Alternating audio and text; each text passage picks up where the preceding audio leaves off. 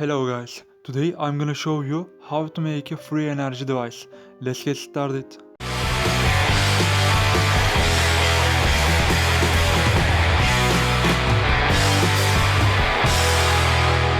Let's talk about this device.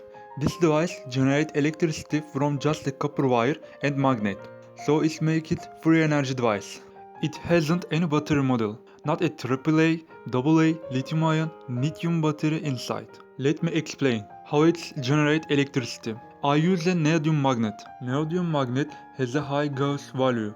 We are make a cylinder from a copper wire and then we transfer a magnet inside copper wire front and back. We generate electricity, but it's now AC.